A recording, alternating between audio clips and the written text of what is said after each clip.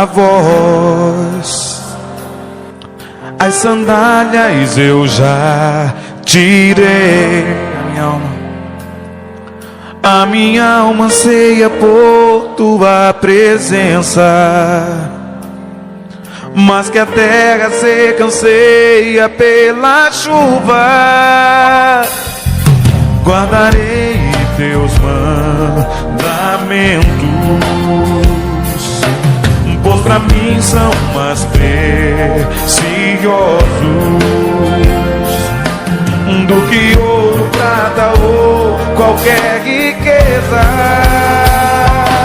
Pois tuas bênçãos virão e me alcançarão. Declare isso, diga: bendito é. E aí, pessoal, beleza? Esse vídeo, ele é inédito e ele tá naquela playlist sobre experiências pessoais. Eu sou Giza Didática aqui do canal e hoje eu quero contar pra vocês a minha experiência sobre a Igreja Universal. Poucas pessoas sabem, só quem me conhece há mais tempo, mas eu fui da Igreja Universal dos 12 anos de idade aos 14 anos de idade. Ah, mas isso é adolescência, isso é coisa de criança, você não vai lembrar nada. Eu não sou tão velha assim, só um pouquinho, tenho 36 anos, mas além de tudo, as memórias que nos ferem, elas não saem tão fácil da nossa cabeça, né? E sem contar que, mesmo nessa idade, eu fui inserida no grupo de obreiras da igreja.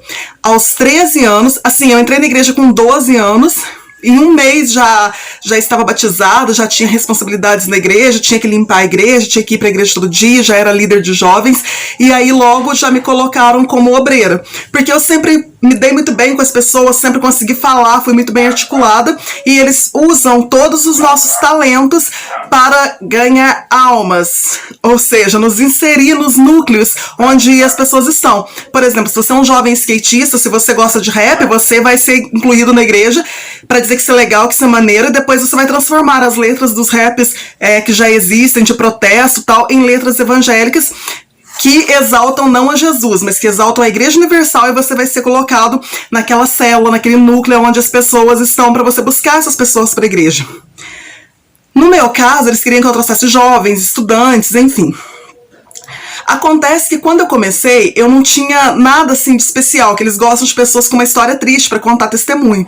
E eu era induzida sempre a contar, mas você não fazia bagunça na escola, você não respondia professor e tal, para gravar um testemunho triste. E às vezes a gente até mentia e grava testemunhos que nem existem, para contar que a vida da gente transformou depois que a gente foi para a Igreja Universal.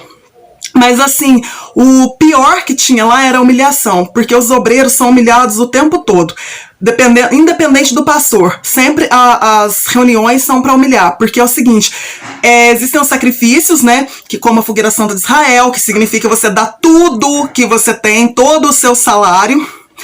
Se os obreiros não fazem primeiro, eles humilham e falam assim, olha, quem tem que dar o exemplo são os obreiros. Se os obreiros não confiam, não fazem, como é que o povo vai fazer?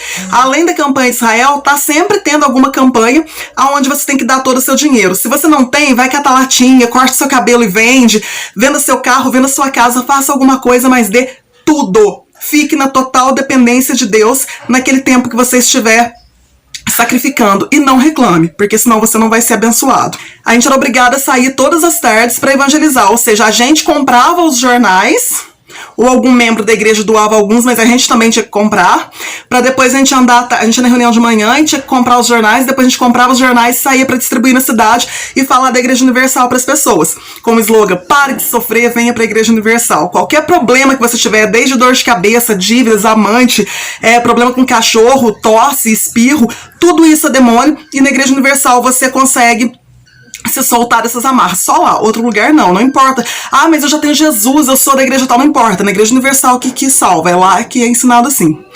Mas na época de campanha política, trocava, ao invés de ir evangelizar e falar de Jesus e da Igreja Universal, a gente saía para fazer propaganda política para os candidatos da Igreja Universal, não da nossa cidade, mas candidatos grandes, a deputado estadual e federal, que hoje são deputados até hoje. Era um bispo e um pastor. E isso ficou tão impregnado na minha cabeça que até hoje eu lembro a música que a gente cantava deles. Tinha que andar com faixa na rua. E detalhe, menor de idade não pode trabalhar na política. E a gente trabalhava. Chegou uma época que foi no dia da eleição, a gente foi mandado fazer boca de urna na porta das escolas. Eu e uma amiga, a gente estava com as mochilas cheias de panfletos, e a gente foi orientado que se a polícia pegasse, não era pra falar o nome da igreja. Era pra falar que a gente gostava do candidato e tava lá porque a gente queria e ninguém mandou. E qualquer coisa falar que era católico, não podia falar que era da Igreja Universal. Pior que isso, era que, além de fazer tudo isso de graça, que a gente não sabia de verba de campanha, não sabia de nada, a gente achava que tava fazendo pra Deus, entendeu? Porque se você não faz, você é endemoniado. E aí você é impedido de participar de todas as coisas da igreja e é considerado uma pessoa endemoniada. E o que eu quero dizer com isso é que lá dentro existe sim uma lavagem cerebral muito grande. Porque as pessoas chegam lá, se tudo que você tem é demônio, se antes te falaram que todos os problemas que você tem é demônio e que lá é a única solução, é a única porta que você vai resolver os seus problemas, você acredita, você chega lá, se o seu problema é sentimental, você não consegue namorar, você nunca se casou, você tá solteirona e tá precisando se casar, tá precisando namorar porque colocaram isso na sua cabeça que você precisa, quando chega lá, o que eles fazem? Apaga as luzes na reunião, coloca só uma luzinha de fundo, coloca a música de filme romântico que marcou a época, que marca a cabeça de todo mundo. Os homens de lá, as mulheres de cá, pedem pra se olhar, receber oração, passar num arco de flores, com perfumes e tal. E aí você tem gente que até casou depois dessas reuniões. Um olha pra cara do outro, nossa, tô apaixonado. Às vezes até troca um brigadeiro, tipo correio elegante, e depois formam-se casais. Se você tem insônia, você tá com possessão demoníaca. Se você tem medo, pesadelo, essas coisas. Aí sua reunião é na sexta-feira. Aí, lá também costuma baixar a luz, coloca fundo musical de filme de terror e o pastor começa a chamar demônio na sua vida. Bota a mão na sua cabeça, chega aqui, demônio, não sei o que, não sei o que, não sei o que. E aí você entrega o corpinho lá, cai e faz tudo o que eles quiserem. É sugestivo, eles vão perguntando e você vai respondendo como se tivesse um demônio no seu corpo.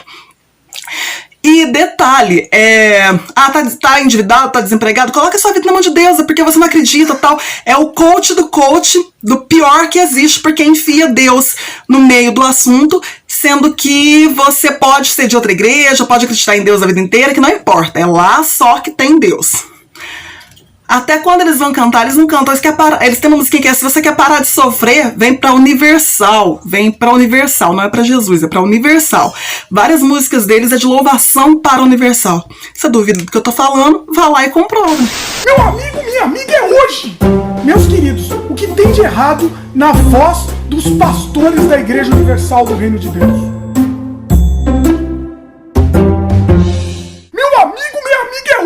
É a corrente de fé, a corrente de oração. Traga sua oferta, aceito cheque, cartão, PayPal, inclusive Bitcoin, hein? Estamos aceitando, inclusive. Você já deve ter se perguntado por que os pastores da Igreja Universal do Reino de Deus falam todos com a mesma voz, sem exceção. Aquela voz, né, que parece que tá com vontade de fazer cocô, mas tá segurando. Meu amigo, eu não tô aguentando mais de vontade de ir no banheiro, mas eu preciso falar aqui com vocês. Faça sua oferta agora! É muita coincidência todos eles falarem com a mesma voz, não é não? Vocês não acham? O que acontece é que isso é ensinado a eles. Isso deve ser até uma cadeira no curso para se formar pastor da Universal.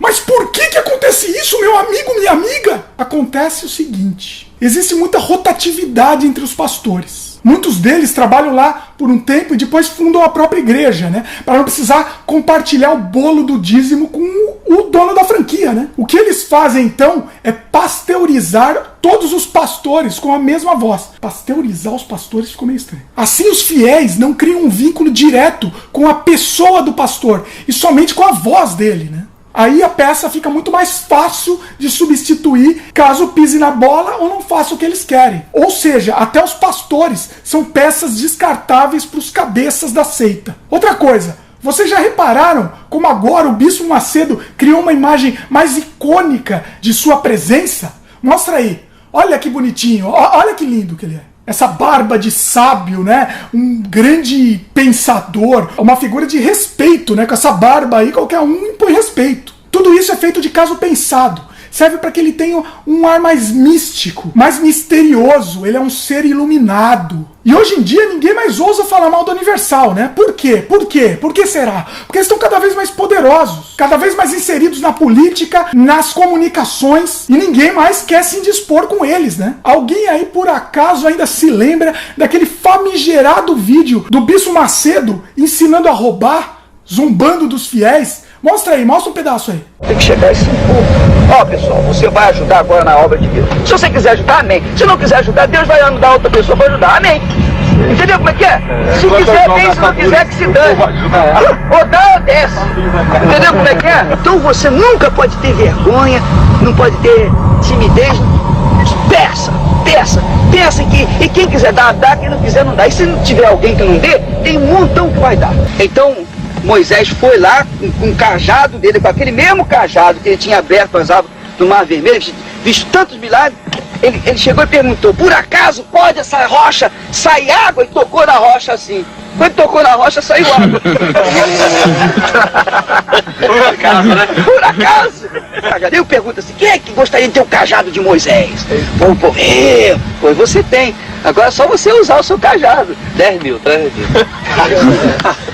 Entendeu como é que é? Pouca gente sabe, mas nos anos 90, o Bispo Macedo foi preso por charlatanismo, o que também era uma campanha oposta, né? Feita principalmente pela Rede Globo, que percebia que eles estavam começando a representar uma ameaça para eles, mas não uma ameaça religiosa, mas uma ameaça ao negócio deles, né? Uma empresa de comunicação que estava aflorando. De qualquer forma, naquela época, eles já começavam a representar um perigo político e social, inclusive. Quando esse vídeo do Bispo Macedo ensinando a roubar foi pro ar, eu juro que eu pensei assim, pô, finalmente ele foi desmascarado e eu acho que as pessoas vão entender, né? O que aconteceu? A TV Record saiu do ar e eles ficaram em completo silêncio. Acho que eles estavam desesperados tentando pensar numa desculpinha para justificar as imagens desse vídeo, né? Que não tem justificativa, não tem como, né? Mas eles se reuniram e conseguiram. Eu lembro que aí eles deram a resposta. Justificaram aquele vídeo com respostas cada vez mais sem sentido. E as pessoas acreditaram, meus queridos. Como é possível? Agora que eles têm muito poder, né, tá todo mundo amiguinho deles, né? Até a Globo não quer mexer muito com eles, assim. Aquela coisa meio concorrentes leais, fica aquele jogo amigável de compadres, né? O problema é que esse poder deles aumenta a cada dia e não tem nada que a gente possa fazer para evitar isso. Porque não existe nenhuma forma de controle, né? Não se pode criticar a liberdade religiosa, a manipulação explícita e descarada com que eles aplicam seus golpes e os milhões de imposto que eles sonegam. Não sonega não, hein? Não sonegam nada, desculpa, não falei nada disso não. Mesmo porque, legalmente, eles não precisam pagar nada mesmo. E o poder político que eles estão tendo está sendo cada vez mais preocupante e assustador. A ascensão deles ao poder é algo inevitável. Não só da Universal, hein? Como de outras seitas também, que estão subindo ao poder e as pessoas não estão percebendo isso. No momento que perceberem, já vai ser tarde demais. Essa corja está com a faca e o queijo na mão. Ou melhor, com a Bíblia e o dinheiro na mão.